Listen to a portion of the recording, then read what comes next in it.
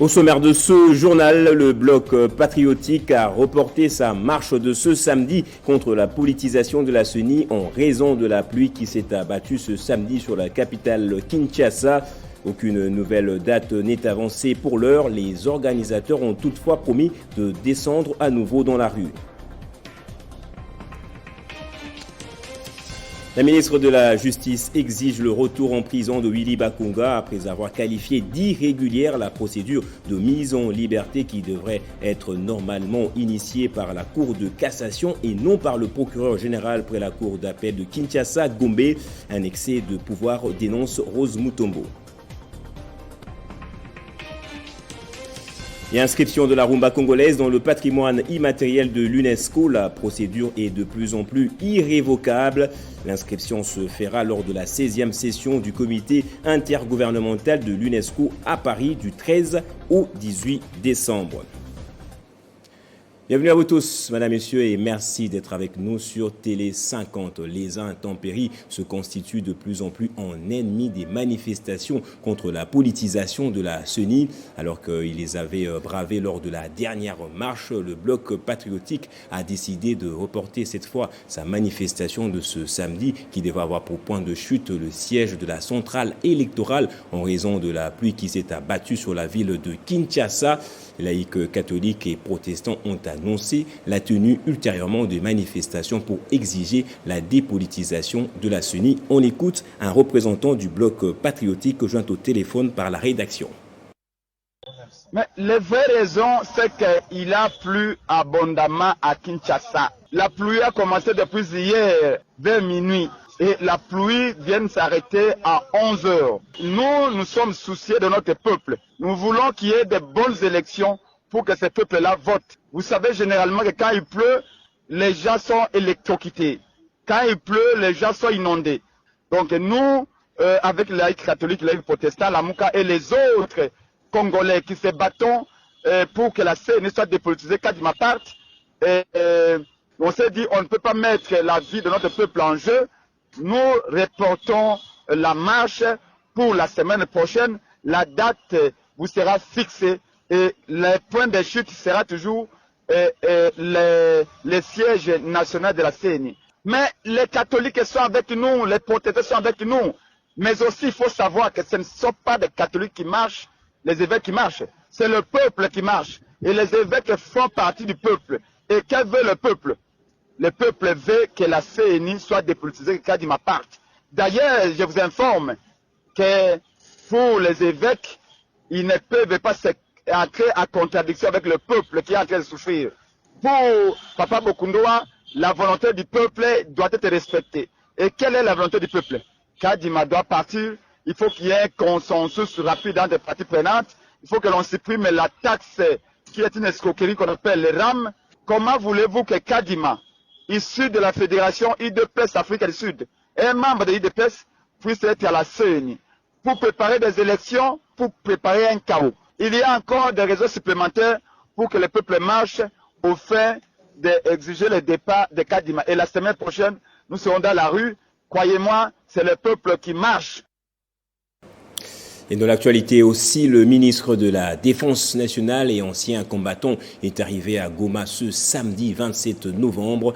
Il est en mission de supervision des travaux d'évaluation de l'état de siège dans la province du Nord Kivu et en Ituri. Ces travaux ont débuté depuis une semaine à Goma par une commission mixte composée des parlementaires, des délégués du gouvernement et de quelques officiers généraux des FARDC.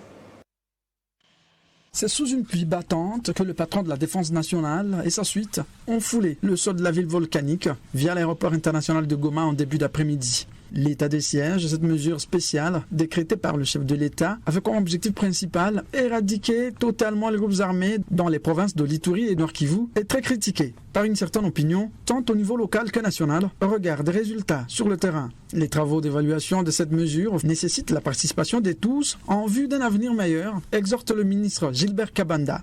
Il va travailler le nombre de jours nécessaires pour qu'on puisse réellement évaluer. Il est composé d'officiers, il est composé de parlementaires, députés et sénateurs, Et comme je vous ai dit, elle est supervisée par moi-même et par un délégué du ministre de l'Intérieur et du ministre de la Justice. Le message à la population est que la population est invitée à participer à travers ses forces vives à cette évaluation-là, parce que la population sera aussi invitée à donner son point de vue sur la façon dont l'état de siège fonctionne. Les députés et sénateurs, délégués du gouvernement et quelques officiers généraux des FARDC composent cette commission d'évaluation. Ils devront se rendre à Beni puis à Bunia en Ituri pour les mêmes travaux, pour présenter un rapport détaillé acquis des droits sur l'évolution de l'état de siège dans les deux provinces. L'état de siège en Ituri et en Nord-Kivu est aujourd'hui à sa 12e prorogation en 6 mois.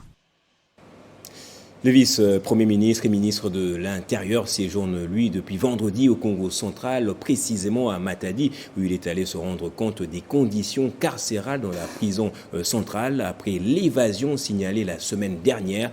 Les mesures urgentes sont attendues pour renforcer la sécurité dans l'établissement. Complicité entre assaillants et détenus ou passivité des services de sécurité, difficile de se prononcer pour l'instant. Que s'est-il réellement passé à la prison centrale de Matadi la nuit du 23 au 24 novembre dernier, où plus d'une centaine de détenus se sont évadés? Pour avoir des réponses à ces interrogations et prendre des mesures appropriées afin d'éviter pareille situation à l'avenir, le vice-premier ministre, ministre de l'Intérieur, Sécurité Daniel Aselo, est arrivé dans la ville rocailleuse de Matadi. À l'entrée de la ville, le comité provincial de sécurité, avec à sa tête le gouverneur intérimaire du Congo central, Justin Luemba, aux côtés des cadres et militants de l'UDPS qui ont accueilli Daniel Aselo, qui prévoit des réunions avec l'exécutif provincial, les autorités militaires et policières de la province, mais aussi les responsables de la prison de Matadi et autres.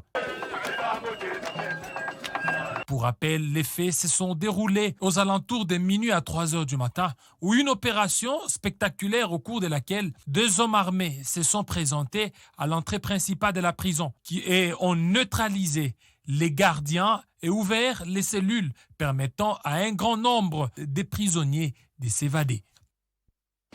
Sa libération a pris de court toute la communauté nationale. Entre spéculation et stupéfaction, les oui-dire allaient bon train. La ministre de la Justice s'est vite rebiffée contre la procédure entamée par la Cour d'appel de Kinshasa à Gombe, qu'elle qualifie par ailleurs d'irrégulière. Rose Mutombo a exigé par ailleurs le retour en prison de l'ancien ministre de l'EPST condamné en avril pour blanchiment d'argent. Jean-David Culot nous en dit plus.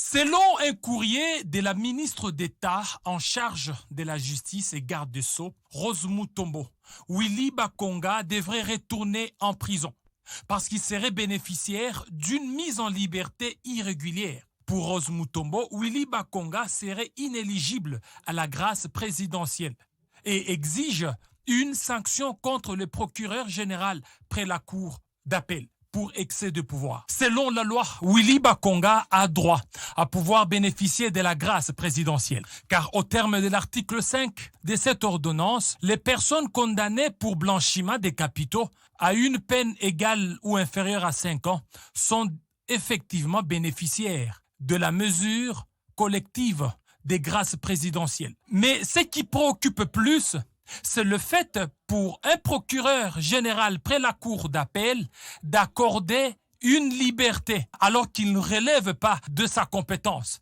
mais celle du procureur près la cour de cassation. Ces actes justifient l'impérieuse nécessité que tout justiciable doit être protégé contre les abus de pouvoir des magistrats violateurs des procédures légales et artisans de l'arbitraire.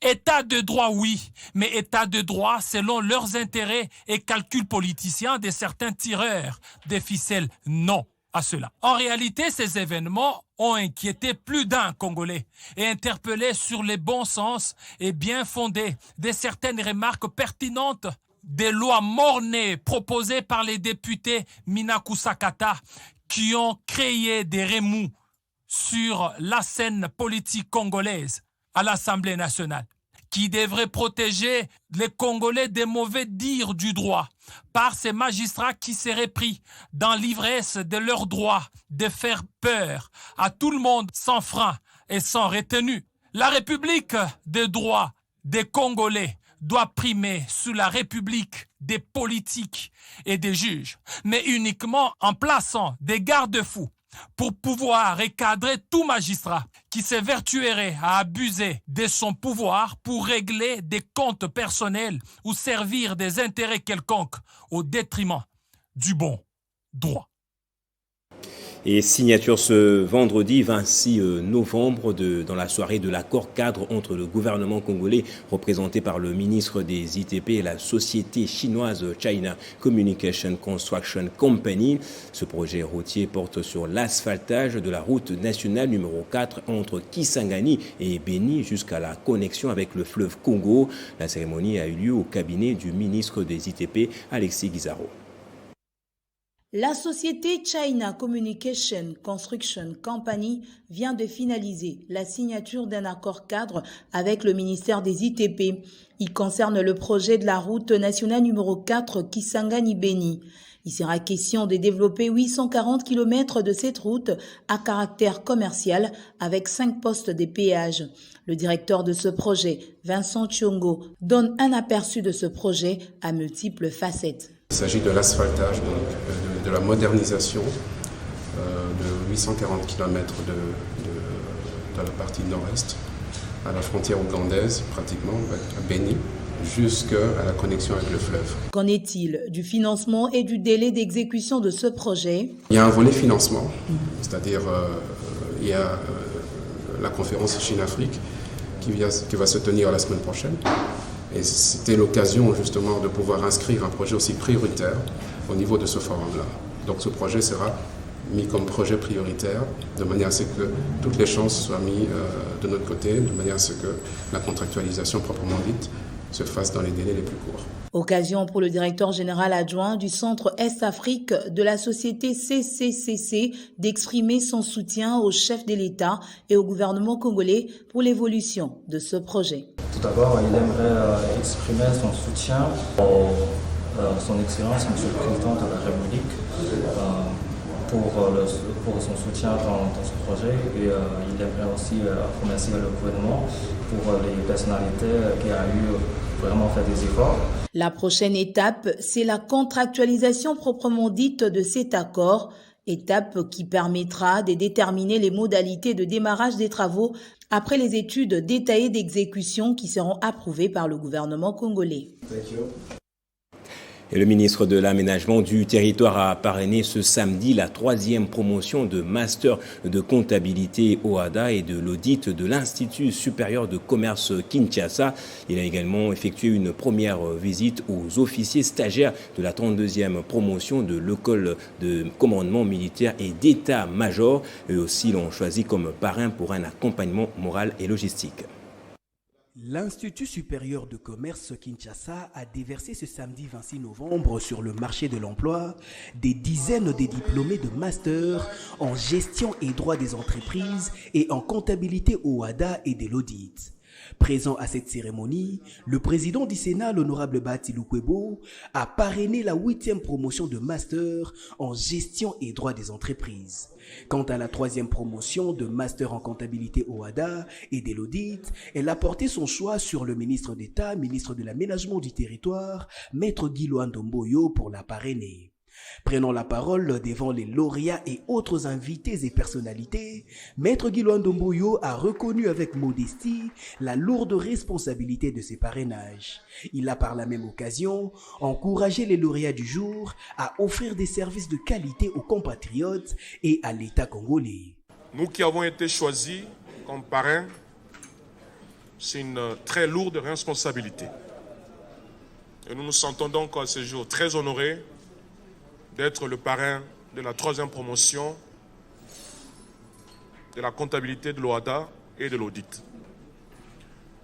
Un secteur très important dans le cadre de la gouvernance, parce que la comptabilité, c'est le socle même de la réussite et du succès d'une entreprise. La santé de l'entreprise, elle se fait ressentir à travers sa comptabilité. Je vous encourage donc à ouvrir, pourquoi pas, des cabinets d'audit pour offrir des services de qualité en gestion, pour offrir des services de qualité en audit à tous ces opérateurs économiques de notre pays. Je vous exhorte donc à mettre à profit tous ces enseignements de qualité que vous avez suivis tout au long de votre cursus dans ce programme. Ces experts ont bénéficié d'une formation de haut niveau, fruit d'un partenariat entre l'Institut supérieur de commerce Kinshasa et l'Université de Liège en Belgique. Faisant d'une pierre deux coups, le ministre d'État, ministre de l'Aménagement du Territoire, a rendu visite aux officiers stagiaires de la 32e promotion à l'école de commandement et d'état-major. Eux aussi l'ont choisi comme parrain pour un accompagnement moral et logistique. Ils sont plus de 110 colonels, lieutenants-colonels, majors et capitaines qui recevront dans les prochaines semaines les diplômes marquant la fin de leur formation. Et dans la province de l'Équateur, après avoir pris des décisions définitives pour mettre fin à la crise institutionnelle, le vice-premier ministre et ministre de l'Intérieur, Daniel Acelo, a autorisé le bureau d'âge à convoquer la plénière devant régler les problèmes internes de l'Assemblée provinciale.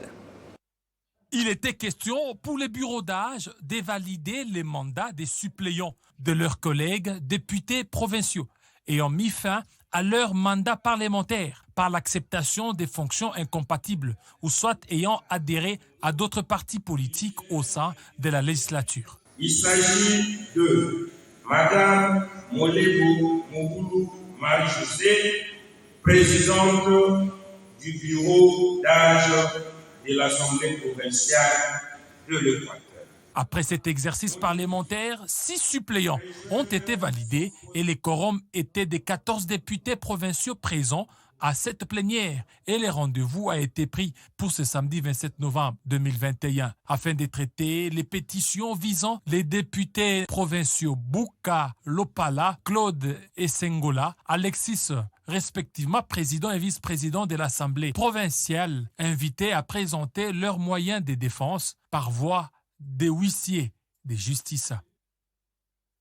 Et Kinshasa a accueilli du 22 au 25 novembre de l'année en cours une rencontre internationale sur le recouvrement des avoirs financiers issus du crime, une initiative de la cellule nationale de renseignement financier. Cet atelier a permis aux participants de renforcer leur capacité à développer une stratégie globale de recouvrement des avoirs criminels.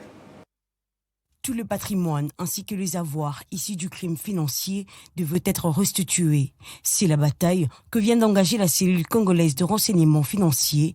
C'est du reste la recommandation phare de cet atelier sur le recouvrement des avoirs financiers.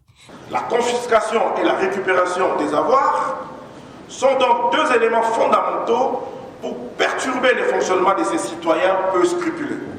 La récupération des produits des crimes permet en outre de faire en sorte que les actifs tirés d'activités criminelles soient récupérés et retournés à leur lieu d'origine, ce qui permet de garantir ensuite que les victimes du crime et les économies dont les actifs ont été détournés n'encourent pas de pertes économiques. Les initiatives de récupération des avoirs se concentrent donc sur des objectifs, à savoir la restitution des avoirs aux victimes et l'utilisation de ces avoirs pour renforcer les systèmes de lutte contre la criminalité financière. Les organisations non gouvernementales apprécient ces pas des géants franchis par la CNRF. Les experts de la CNRF ainsi que toutes les structures impliquées dans la lutte contre le blanchiment des capitaux sont suffisamment armés pour que désormais qui puissent considérer la récupération des patrimoines issus de ces crimes financiers comme leur priorité. L'inspection générale de finances insiste sur la communication pour mieux traquer les blanchisseurs de capitaux. Nous avions toujours fait un travail important dans le silence. Ça n'a rien donné comme résultat. Nous avions changé de stratégie. Les voleurs n'aiment pas les bruits. Voilà pourquoi nous avions compris qu'il fallait vraiment faire des bruits de manière à ce qu'ils puissent reculer. Cet atelier aura eu le mérite d'identifier l'ensemble du processus, mais non à la poursuite de biens issus du crime. Première force politique alliée à l'UDPS, l'Union pour la réussite du Congo, URCO, parti cher à Simon Ikamba, a dépêché Patrick Yemola en sa qualité du haut cadre du parti dans la province du Sankourou pour prêcher l'idéologie du parti et affûter les armes pour les élections de 2023. Patrick Yemola a été chaleureusement accueilli. Rameau à main par le ZA et les drapeaux de l'Union pour la réussite du Congo signent de la joie pour les autres. C'est l'accueil chaleureux réservé à Patrick Yemolé au cadre de l'URCO. L'Union pour la réussite du Congo que dirige Simon Ikamba est la première force alliée de l'UDPS et soutient à part entière les initiatives du président de la République, Félix-Antoine Tshisekedi Tshilombo. Nous sommes dans la province du Sankourou. Les territoires d'Nkole, Lomela, Lodja ont été ciblés par la visite du haut cadre de l'URCO, Patrick Yemolé.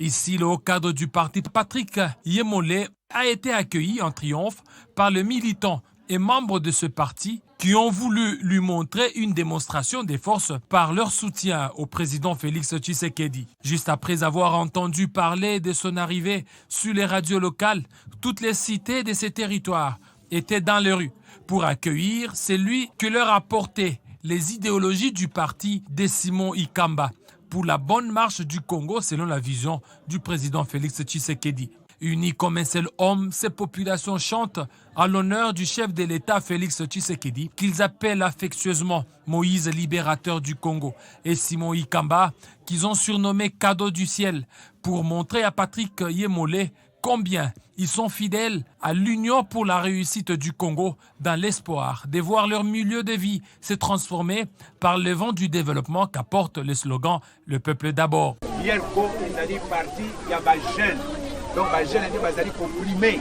Après les échanges sous les idéologies du parti, cher à Simon Ikamba, et les désidérata des populations de cette province, Patrick Yemolé poursuit son chemin avec la sensibilisation de ces partis sous les élections qui arrivent d'ici 2023.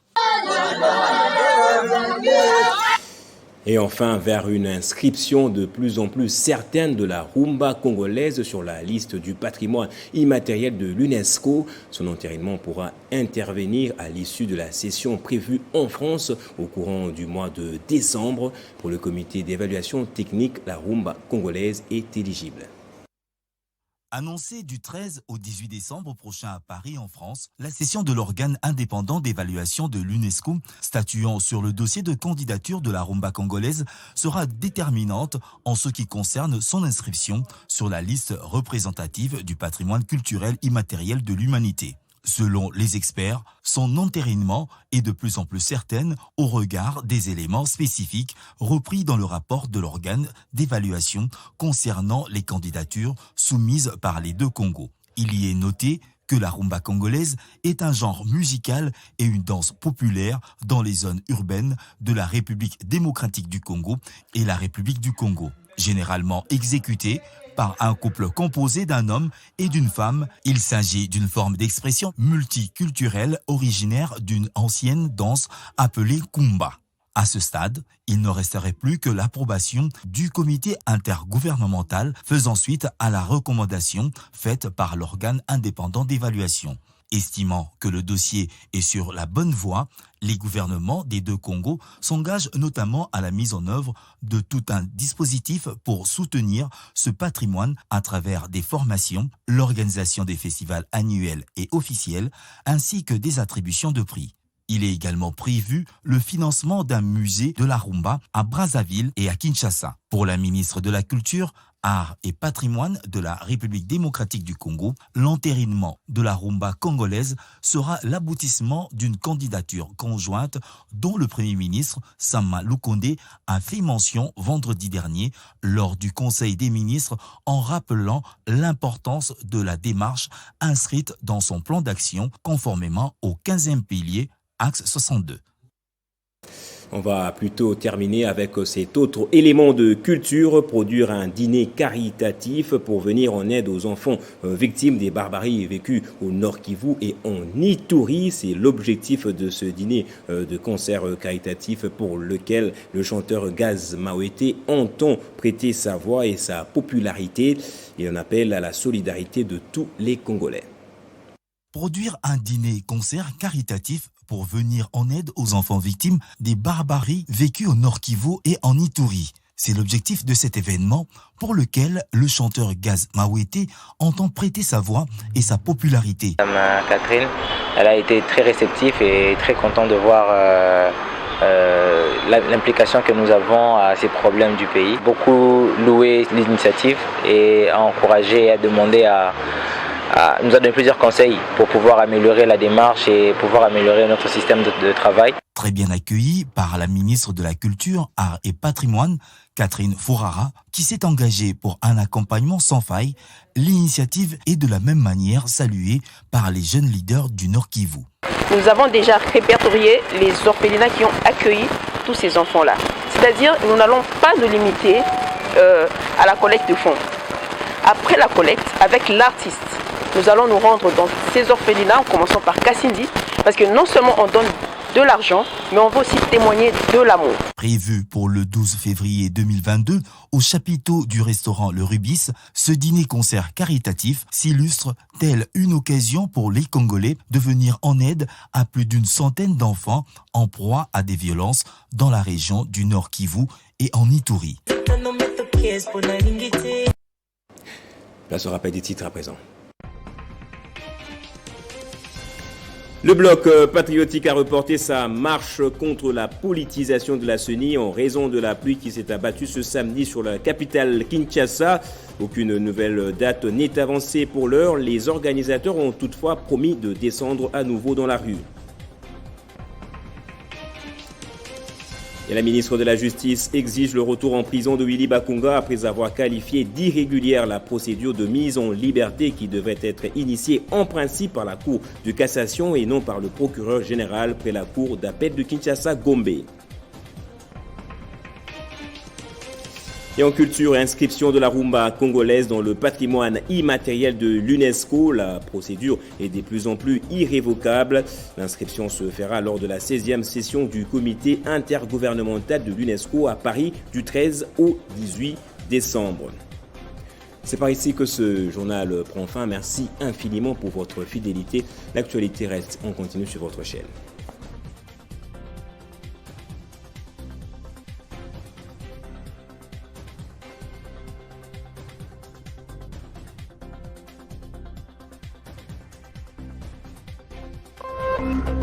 Téléchargez les infos Télé 50 sur www.tele50.cd.